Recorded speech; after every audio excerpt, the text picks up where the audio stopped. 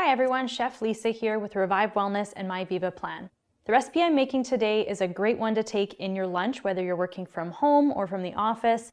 This is our recipe for chicken and avocado rolls. The full recipe can be found on My Viva Plan if you're wanting to try this one at home. So this recipe is super easy to make for a couple different reasons. Number one, we're using leftover cooked chicken. So you can use leftover cooked chicken that you have around that you've made already. Or if you don't have any at home, you can use some rotisserie chicken from the grocery store, which is what I'm using today. It's one of my favorite shortcut kind of ingredients. And the second reason it's so easy is because it's one of those recipes you can just mix in a bowl all together. So let's get started on that right now. So we have kind of your typical guacamole ingredients here, other than the chicken, of course. So we have avocado, which I'm going to save for last. And then we have some red onion. I'm just going to start adding it all to the bowl here. A bit of green onion as well.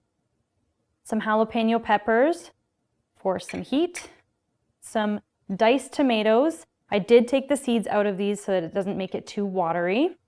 Our chicken, of course, we're going to put that right in as well. You want to shred that up or dice it. Some fresh chopped cilantro. Now you can use parsley here if you don't like cilantro, but I think it tastes better with cilantro, whatever you prefer. Some salt, pepper, and garlic powder. And then some fresh squeezed lime juice here as well. I like to save the avocado for last because I actually like to mash it up on my plate. I like to use a nice flat surface for this so I can kind of get at it more easily. So I'm just going to scoop that out of the shell here.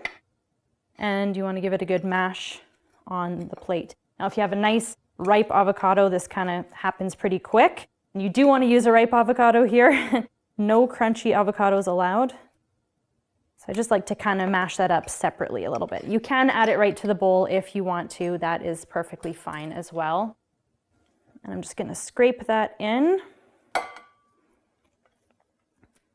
And then our last ingredient that we're going to add to this is some plain Greek yogurt. So this adds a little bit of protein and a little bit of creaminess. So it kind of helps bind everything together, kind of hold it all nicely together.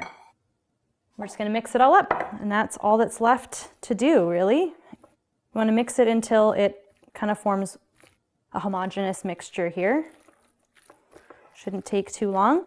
And that's it. That is the filling for our wraps. So now all we have to do is just fill the wraps. Now I like to use the small ones here. I like to use the some whole wheat mini kind of tortillas. I think this is about an 8-inch guy. If you wanted to use the larger ones, that's completely fine too. You can fit a lot more of the filling in there, of course, that way. But I like to kind of make the mini ones sometimes. So I'm just going to add a decent amount of filling down the middle here. This is pretty much all we're adding, so you can kind of add quite a bit of the filling here. You can also add some other veggies if you wanted to, like some lettuce or some red peppers that are sliced up would work nicely as well. It's nice to get more veggie action in there. And then we're just going to give it a good roll up here. So fold in the sides first, and then I like to just give it a good tuck, and that is it. So it holds together really nicely from that filling. And then I'll just cut it in half here. And we have ourselves our wrap. So as I said, this makes a really great lunch option. There's some really good protein in there, some healthy fats, a little bit of fiber as well. So it'll help keep you feeling nice and full and energized for the rest of your day.